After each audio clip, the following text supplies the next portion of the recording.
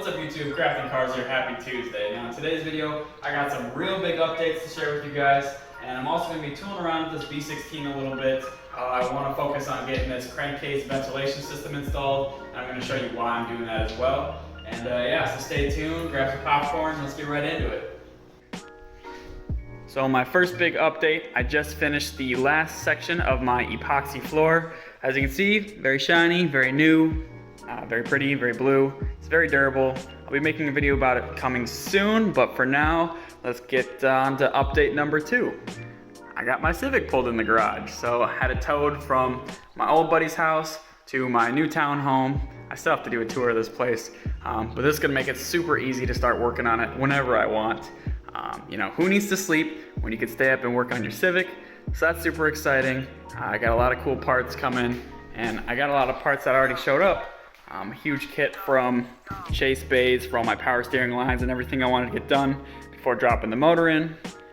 So yeah, just the fact that I now have a nice clean workspace to work on my motor, work on my car, or any other project that pops up, and also be able to call this space my own is pretty dang huge for me. I guess it's pretty huge for the channel too, but super exciting because that just makes it so much easier to make momentum on all the projects and everything like that. Because you know, you don't need to sleep when you can work on your car, work on your engine or something like that. And but that's enough bragging and flexing. Let's get back to working on this B16. So these are the fittings I'm going to be using to evacuate the crankcase pressure out of my B16 here. The plug goes here, and then those two AN fittings go right there and right there. Basically, why we do this is when you're running a turbocharged Honda engine, there's a lot of boost pressure that goes past your piston rings and can actually build up in the crankcase. The crankcase is where like your pistons and rods and everything are always rotating.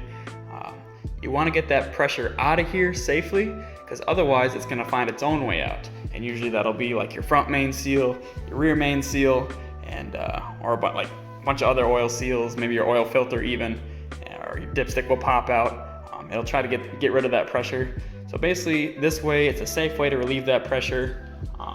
And usually what people do is they'll screw these kind of fittings in, either the back of the block, or you also see it on the valve cover they'll tap into, and then they'll run special lines into a catch can, which basically catches all the vapor and then releases all the gas from a filter. Now the first thing I want to do today is get this hole plugged here. On the factory motor, you'll have a black breather box, it's called, where your PCV valve sticks into, but you could just pry that out. It's only held in by O-rings and a couple bolts here and there. But here's the new one. It's just basically a standard little plug. I take a little bit of Vaseline and put it on the O-ring so it slides into place nicely.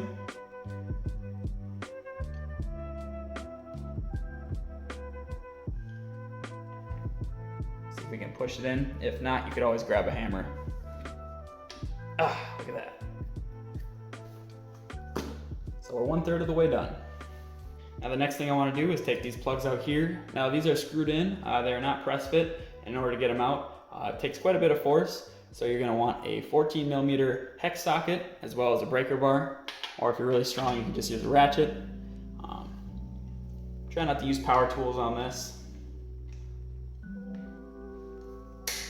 See if we can just break it loose. Like so.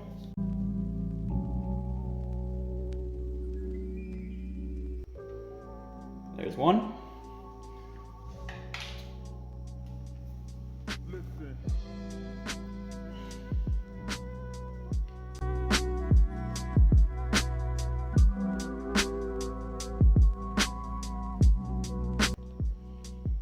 There's two. And that shit's dirty on the inside, so I'm gonna wipe that out before I put the new ones in.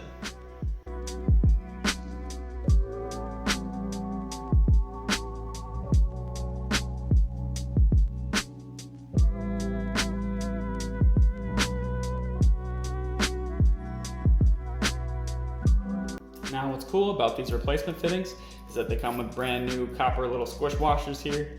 They might be brass actually. And that means that you can screw them in and it'll seal nice and tight, and you don't have to use any thread locker or any thread sealant or anything like that. So these should just screw in by hand.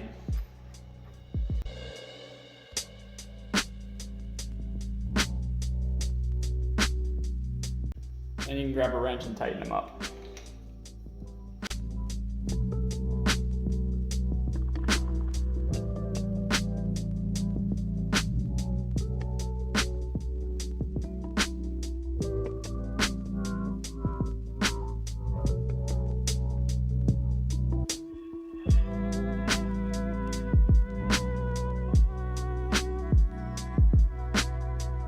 Now my plan is, once I get this motor dropped in my car, is to have 2 lines off of these fittings go up to the factory battery location, and that's where I'm going to be mounting my catch can. So for now, I'm just going to have these 45-degree AN swivel fittings screwed right on, and same thing, it's basically like a hydraulic fitting. They do not require any thread tape or thread sealants or anything like that. So it's super convenient, and these are really nice to work with. Done. And as you can see, when you go to run your lines, it's very easy to attach. Since it's got a swivel fitting right here, you don't have to turn the whole hose over. So yeah, like in my case, I'm going to be taking these lines and running them up to the catch can. I don't have the right tool to cut this right now, so I'm going to be doing that later. But yeah, that'll finish up the install for today. So I hope the video helped you out, or you just enjoyed watching it. As always, don't forget to like, share, and subscribe, and we will see you on Friday. Bye!